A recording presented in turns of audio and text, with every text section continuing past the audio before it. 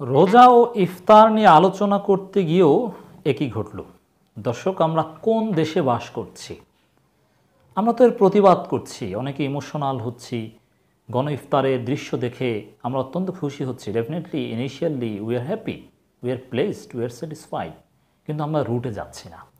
দর্শক, ঘটনাটা একটু আপনাদেরকে জানাই, তারপরে প্রতিবাদ করি, তারপরে এর রহস্য উদ্ঘাটন করার চেষ্টা করি, এর নেপথ্যের কারণ খুঁজে বের করার চেষ্টা করি। দর্শক, ঢাকা বিশ্ববিদ্যালয়ে আইন বিভাগের শিক্ষার্থীরা প্রোডাক্টিভ রমাদান নিয়ে আলোচনা করছিলেন এবং সেখানে আবারও ইফতার পার্টি করা, ইফতার মাহফিল করা, রোজা সংক্রান্ত নানান বিষয়ে আইন বিভাগের শিক্ষার্থীরা আলোচনা করছিল। সে আলোচনায় ছাত্রলীগ হামলা করেছে বলে অভিযোগ এসেছে। দর্শক, আমি গতকালকে যে ইফতার মাহফিলের দৃশ্য, সেই দৃশ্যের পরেই বলেছিলাম যে ছাত্রলীগ যে কোনো সময় হামলা করতে পারে এবং ছাত্রলীগ কয়েক দফায় এরকম পেটালে ইফতার মাহফিলের এই গণ ইফতার দৃশ্য এগুলো এক পর্যায়ে বন্ধ হয়ে যাবে। আমি কিন্তু বলেছিলাম, এজন্য বলেছিলাম যে শিবিরকে এম্পাওয়ার করতে হবে।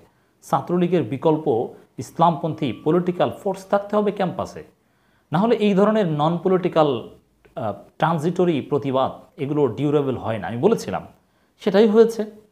ছাত্রলীগ হামলা করেছে বলে অভিযোগ আসছে। অভিযোগ, ঢাকা বিশ্ববিদ্যালয় আইন বিভাগের 48তম ব্যাচের দুই শিক্ষার্থী রেজওয়ান আহমেদ রিফাত এবং শাহিনুর আলম রাসেল, এই দুইজন মারাত্মকভাবে আহত হয়েছেন এবং তাদের অভিযোগ ছাত্রলীগ হামলা করেছে। ছাত্রলীগ ছাড়া কে হামলা করবে বলেন? কারো দায় ঠেকেছে এখানে কেউ হামলা করবে?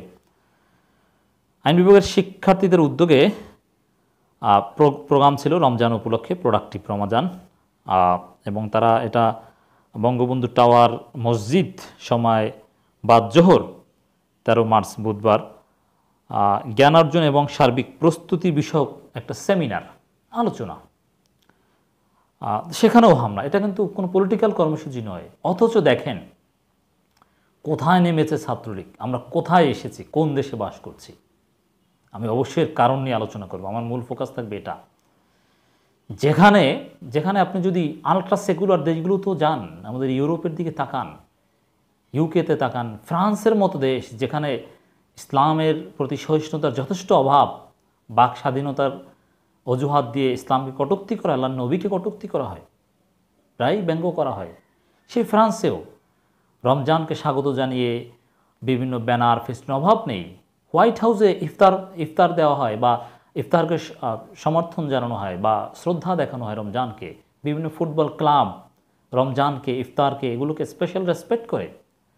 যুক্তরাষ্ট্রের প্রেসিডেন্টরা মাঝে মাঝে রমজান উপলক্ষে মুসলমানদের উদ্দেশ্যে বার্তা দেন। কানাডার জাস্টিন ট্রুডোকে আমরা দেখেছি এরকম একটা কমন প্র্যাকটিস আছে। জার্মানিতেও এরকম ঘটনা আছে, আমরা দেখেছি। অথচ বাংলাদেশে, এই মুসলিম বাংলাদেশে, যে দেশের রাষ্ট্রধর্ম ইসলাম ছিল, সংবিধানে আল্লাহর উপর পূর্ণ আস্থা বা বিশ্বাস ছিল, সেই বাংলাদেশে প্রোডাক্টিভ রমাদান শীর্ষক আলোচনা, ইফতার, রোজা এগুলো নিয়ে আলোচনা, সেখানে মুসলিম শিক্ষার্থীদের উপর হামলা করে। এই হামলার একটা চিত্র বা ধরন ব্যাখ্যা করেছেন ডক্টর শফিকুল ইসলাম মাসুদ। তিনি যেটা লিখেছেন, ঢাকা বিশ্ববিদ্যালয়ে রোজাদার মুসলিম শিক্ষার্থীদের উপর ছাত্রলীগের হিন্দুত্ববাদী সন্ত্রাসীরা নৃশংস হামলা চালিয়েছে, এভাবে তিনি চিত্রিত করেছেন। মিল আছে, যথেষ্ট যৌক্তিক। গতকালের মতো আজও ঢাবি ক্যাম্পাসে মুসলিম শিক্ষার্থীদের ইফতার সংক্রান্ত একটি প্রোগ্রাম চলাকালীন হিন্দুত্ববাদী ছাত্রলীগ সন্ত্রাসীরা এই হামলা চালায়। মুসলিম ছাত্রদের উপর এই হামলার নিন্দা জানাচ্ছি। জামাত নিন্দা জানিয়েছে, ডক্টর শফিকুল ইসলাম মাসুদের নিন্দা জানিয়েছে। এই ঘটনা হৃদয় বিদারক, মর্মান্তিক। কিন্তু এই ঘটনার সমাধান কি? চলছে, চলবে, আরও এর চাইতেও বেশি কিছু দেখবেন। কেন হয়েছে? কারণ একটাই, এই ঘটনার সূত্রপাত যখন হয়েছিল শুরুতে, একটা ঘটনার শুরুতে যদি আপনি সমাধান করতে পারেন তাহলে সহজ সমাধান হয়। কিন্তু সেটা যখন মারাত্মকভাবে প্রতিষ্ঠিত হয়, ফুলে ফিপে মারাত্মকভাবে শক্তিশালী হয়, তখন আপনি চাইলেও প্রতিবাদে কাজ হয় না, হবে না, আপনি পারবেন না এত সহজে। সেটাই ঘটেছে। এই ইফতার, রোজাদারের উপর হামলা, রোজাদারকে গ্রেপ্তার, ইফতার বন্ধ করে দেয়া, ইফতার মাহফিলে হামলা, এটা 2010 সালের পর জামাত শিবিরের উপর অসংখ্য হয়েছে। কই তখন আপনারা কোথায় ছিলেন? তখন হুজুররা কোথায় ছিল?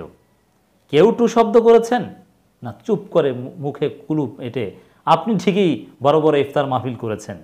আপনার অডিটোরিয়াম, আপনি হুজুর আপনার অডিটোরিয়াম বন্ধ করেনি, অডিটোরিয়ামের বুকিং ক্যান্সেল করেনি, জামাতটা করেছে, আপনাকে গ্রেপ্তার করেনি, আপনি ঠিকই করতে পেরেছেন। এখন দেখছেন একেবারে ইউনিভার্সালি বন্ধ করে দেওয়া হচ্ছে। এই যে বটতলায় কোরআন শেখানো হয়েছে, এটা এরা সহ্য করতে পারেনি, এই গণইফতার সহ্য করতে পারেনি, যার প্রতিশোধ আজকে এই হামলার মাধ্যমে নিয়েছে। এবং আজকে এ ধরনের ঘটনা কেন কেন সাহস পাচ্ছে? ওই যে জামাত শিবিরের সাথে যখন হয়েছিল তখন আপনার চুপ ছিলেন, এই কারণে সাহস পেয়েছিল।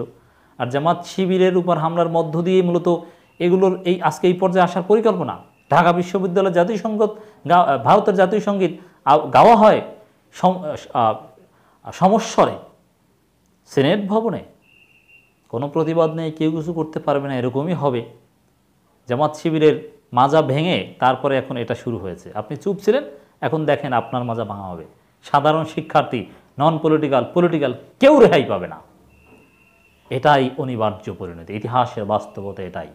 জুলুম দেখে চুপ থাকলে এই ধরনের ঘটনাই ঘটবে। তা আমরা এই ঘটনার প্রতিবাদ জানাই। যারা আহত হয়েছে তারা কেউ হয়তো বা শিবির না, কিন্তু শিবির প্রতিবাদ জানিয়েছে। ডক্টর শফিকুল ইসলাম মাসুদ কঠিন প্রতিবাদ জানিয়েছে, সাথে সাথে শিবিরের লোকজন প্রতিবাদ জানাচ্ছে। শিবিরের সভাপতি ইসলামের বিরুদ্ধে ষড়যন্ত্রকে রুখে দেওয়ার ঘোষণা দিয়েছেন। দর্শক, আবারও বলছি, এই ধরনের দৃশ্য যদি আপনারা না দেখতে চান, সাধারণ শিক্ষার্থীদের গণইফতার, তাদের সাময়িক প্রতিবাদ, এগুলো আসলে কোনো ডিউরেবল সমাধান নয়, টেকসই সমাধান নয়। ছাত্রলীগের বিকল্প রাজনৈতিক শক্তি ক্যাম্পাসে থাকতে হবে, এবং ছাত্রলীগের বিকল্প রাজনৈতিক শক্তি ইসলামপন্থীদের মধ্যে যে একমাত্র ছাত্র শিবির, সেটা প্রমাণিত হয়েছে, এতে কারো কোনো দ্বিমত থাকার কথা নয়। এজন্য এই ধরনের দৃশ্য, রোজাদারের উপর হামলার দৃশ্য যদি আপনি না দেখতে চান, শিবিরের পাশে দাঁড়ান, সবাই মিলে শিবিরকে ক্যাম্পাসে পুনঃপ্রতিষ্ঠা করার জন্য রাজনৈতিক আন্দোলন করেন, জামাত শিবিরের ইমামতিতে আন্দোলন করেন। এদেশের ইসলাম রক্ষা হবে, তাহজিব তমদ্দুন রক্ষা হবে, না হলে রক্ষা হবে না। এ ধরনের হুজুরদেরকে পিটিয়ে 2 মিনিটের মধ্যে মাঠ ছাড়া করা, যারা কিছুই না, এর কোনো টেকসই রাজনৈতিক শক্তি নয়। টেকসই রাজনৈতিক শক্তি জামাত শিবির। এই জন্য আসল জায়গায় হাত দিতে হবে। দর্শক, আশা করি বুঝাতে পেরেছি।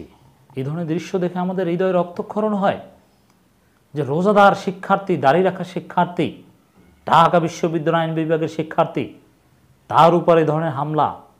কি হবে বলেন তো? কিছু হবে? কিছুই হবে না। এই যে আমার ছোটো ভাই, স্নেহের ছোটো ভাই আখতারকে কতবার যে হামলা করা হয়েছে, কিছু হয়েছে? কত যে শিবির নির্যাতন করা হয়েছে, শিবির ট্যাগ দিয়ে নামাজি শিক্ষার্থীদেরকে ঢাকা বিশ্ববিদ্যালয় থেকে পিটিয়ে হাত পা ভেঙে হল থেকে বের করে দেওয়া হয়েছে। ওই অবস্থায় আবার পুলিশে দেওয়া হয়েছে, পুলিশ আবার তাদেরকে থানায় নিয়ে নির্যাতন করেছে, তারপরে মামলা দিয়ে জেলে ঢুকিয়ে দিয়েছে। তখন হুজুররা কই ছিল? আপনারা কোথায় ছিলেন? কিচ্ছু বলেননি।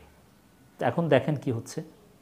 আমি জানি না যে এই ফতোয়াবাজ, মওদুদিবাদের স্বরূপ উদ্ঘাটনকারী হুজুরদের হৃদয়ে রক্তক্ষরণ হয় কিনা। আমার মনে হয় না, হয় না। যদি হয় তাহলে উম্মাহ নিয়ে চিন্তা করত, এই ক্রান্তিকালে এই আকীদাবাজি করতো না তারা।